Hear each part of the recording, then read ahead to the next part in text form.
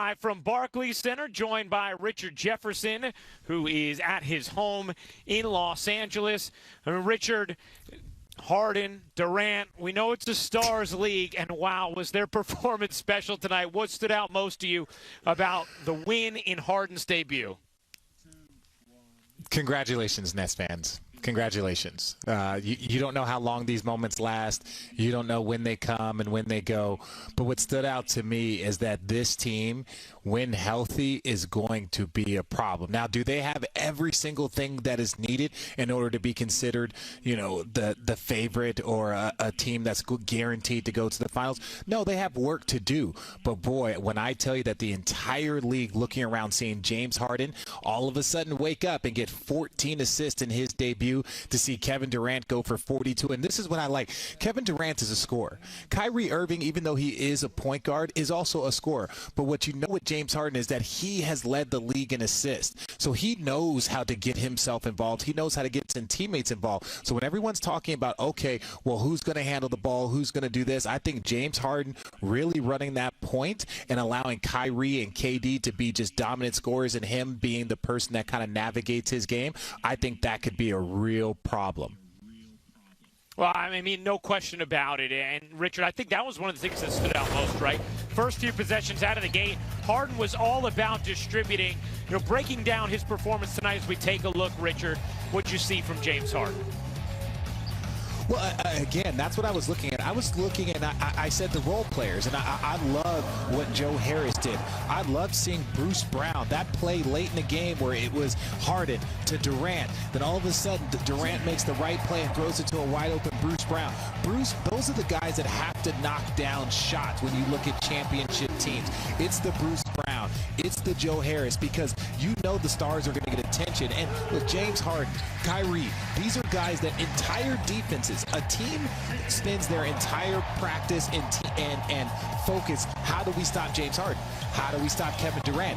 When they were on individual teams, now you have all three of them on the same team. It's going to be nearly impossible. They are going to be getting more single coverage than they have ever had. For Kevin Durant, a guy that played with the Splash Brothers, now all of a sudden he's got a very, very similar spacing because you have so many quality players. And James, again, it just goes down to his assists. His assists are the things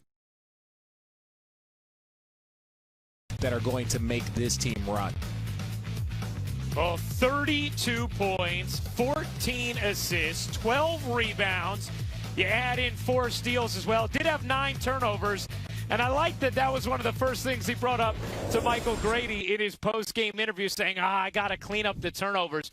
But, Richard, I think what was so striking, and we've already talked about it some, was, people have seen James Harden play a certain way in Houston over the last couple of years. And so there have been conversations about, dribbling the air out of the basketball, how they're going to continue to get everyone involved. But these players wanted this, which obviously shows their inclination to want to do whatever they have to win. And James Harden has shown that ability to play make, and it's not just that he has the skills to do it, Richard. There's the buy-in now to not play the way he was in Houston and to access more of those playmaking abilities, and we saw that already in Game 1. Ryan, I 100% agree with you. What you have to do is you have to look around the league sometimes. And James Harden has led the league in assists. And then as his team and the dynamic of his team started to change, he then started to be like, okay, well, I'm going to go and average 34 points a game. Look at a guy like LeBron James. You add Anthony Davis on his team, and what does he do? He goes and leads the league in assists at 10 a game.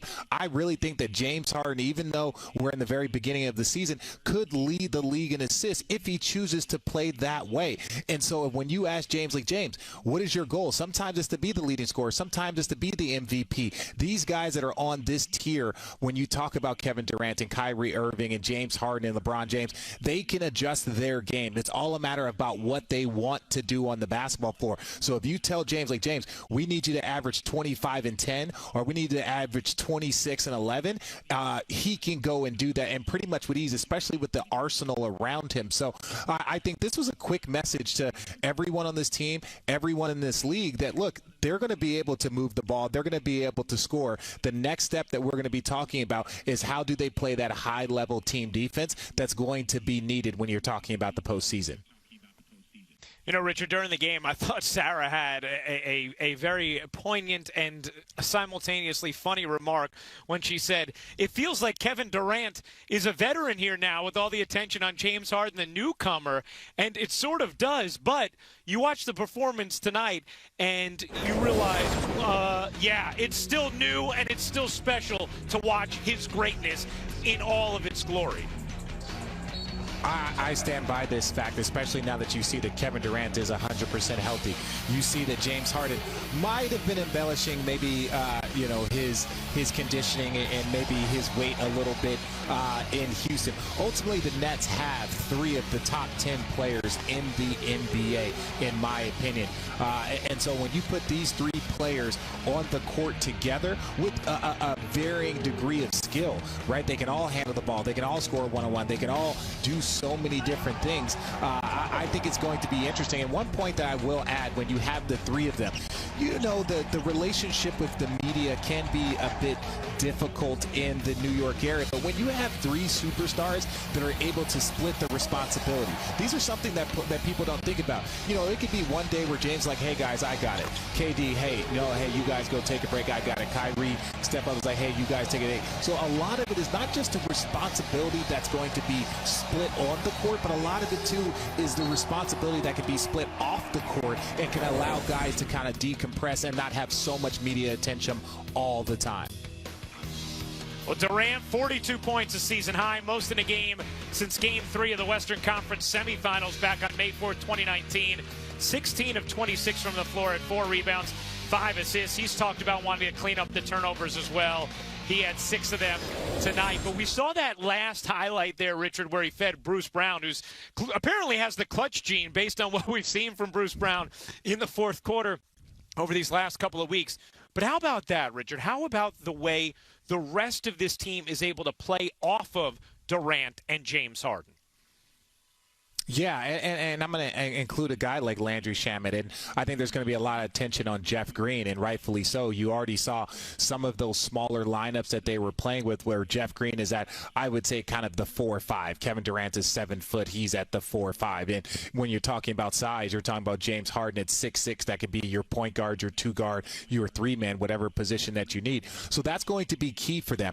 If they're able to shore up their defense, and like I said, they don't have to be a top 5 defense. Not with this type of offense. Yes, it would be great to be a top 5 defense, but if they can hover somewhere between the 10 and 15 range and limit their turnovers, again, be top 10 in the league in turnovers and not 18th, not 22nd. If they could be right there at like 10 or 11, be a 10 to 15 type defense with the offensive firepower that you have on this roster, they're going to be a force. But that's going to be the number one thing, their chemistry when things get tight and their ability to play defense and not turn over the ball. If they can do those 2 things, not turn over the ball and play like solid defense, I tell you what, it is going to be problems.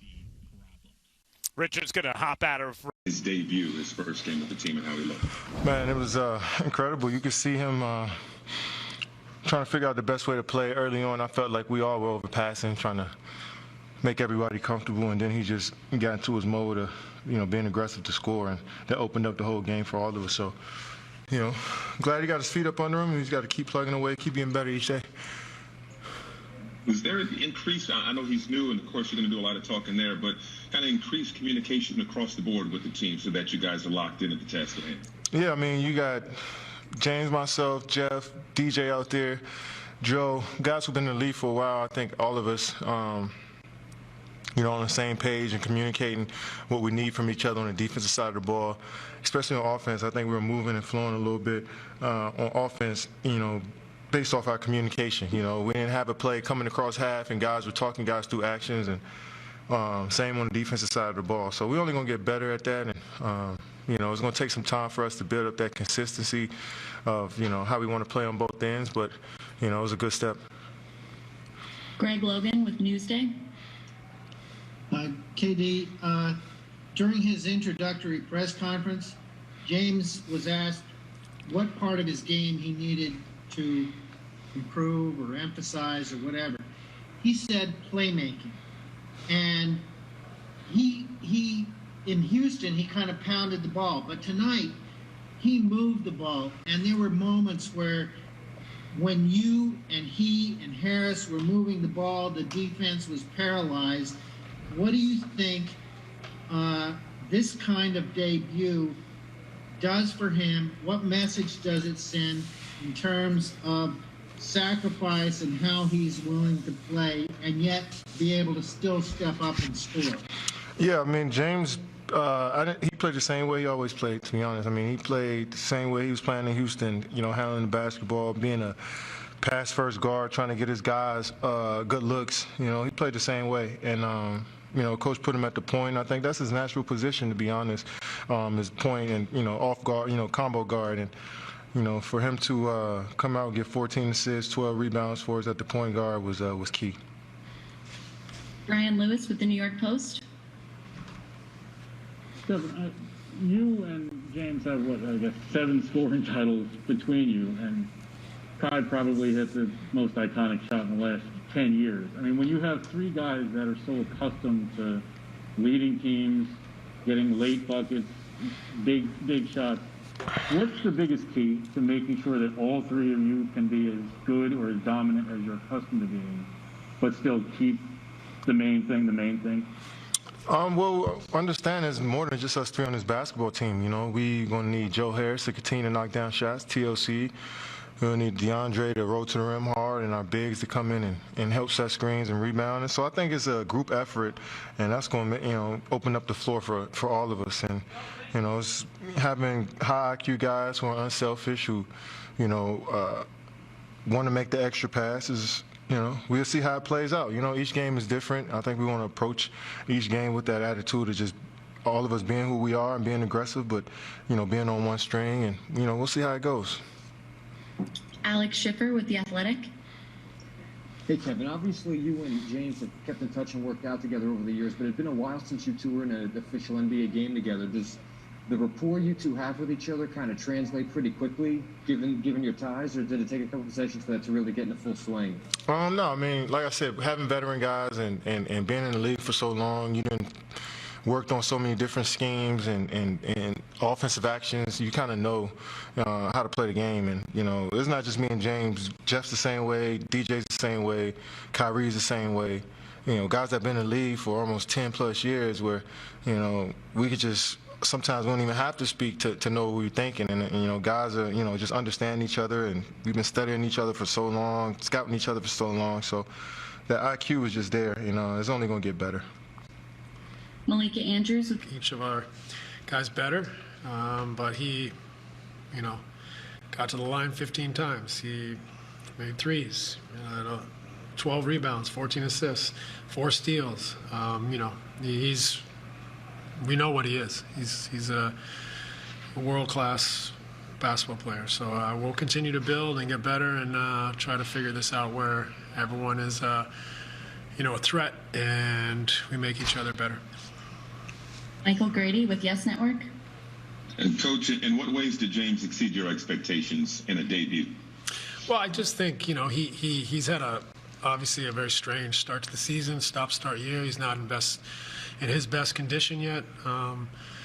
So for him to do as many things as he did on the basketball floor tonight was incredible.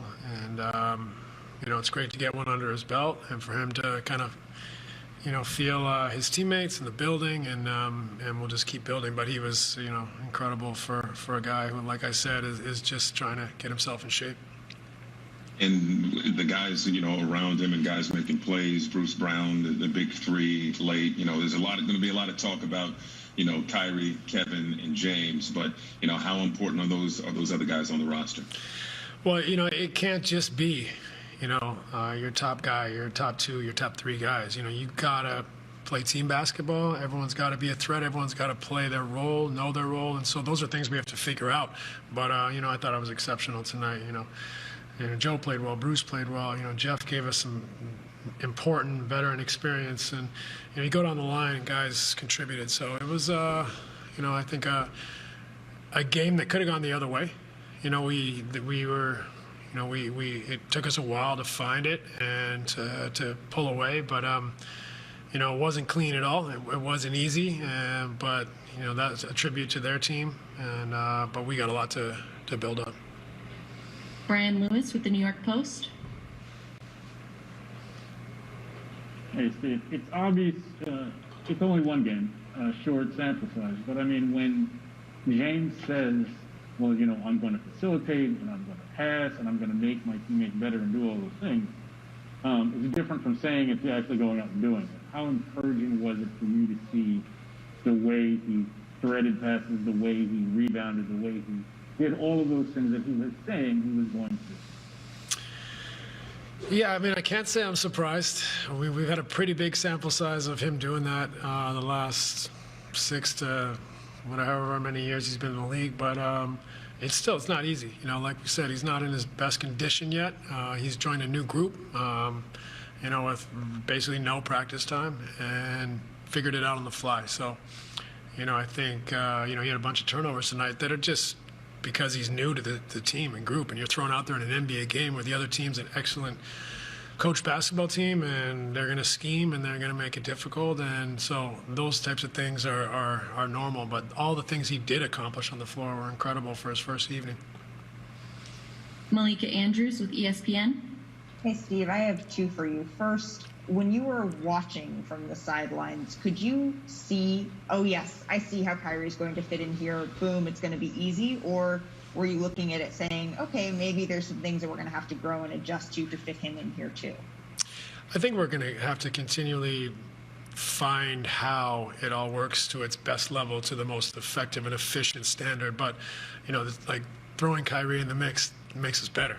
You know, it's a good problem to have, trying to figure out, you know, where they can coexist to their highest level and standard.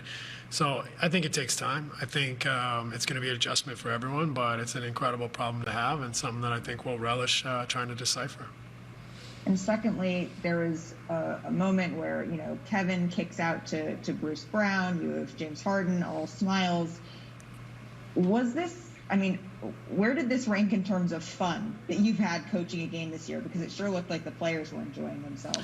Yeah, I think everyone was excited. You know, it's obviously you bring a player of James' caliber and his excitement to be here, and everyone was excited. And you know, it's been a fun few days. I mean, as far as the performance, gosh, my head is spinning. Who did we play 3 nights ago? Three games ago at home. A very good team. Denver. We played Denver. That was a fun evening. We played in New York and had an excellent short staff game where guys moved the ball, played together, and then tonight again, you know, found a way to win. So it's been a fun few games for us, and we needed them. We need to build. We need some positive energy because, you know, we've had some difficult times this year as well. And but tonight was really fun, and happy to see the guys enjoying what they do. Ian Begley with SNY. It's Steve, just I guess over the last couple of days and then moving forward, how much do you lean on or will you lean on Mike D'Antoni in terms of getting to know James's game and how best to implement him? Well, I think it's, you know, an invaluable resource. I think it'd be silly not to really, you know, lean on Mike for all of his experience with James and their familiarity and how and what James likes and how he works best. So, you know, those are conversations that I'll have with James, but we'll all have as a group and a staff. And Mike, obviously, with his insight and his relationship with James, is invaluable.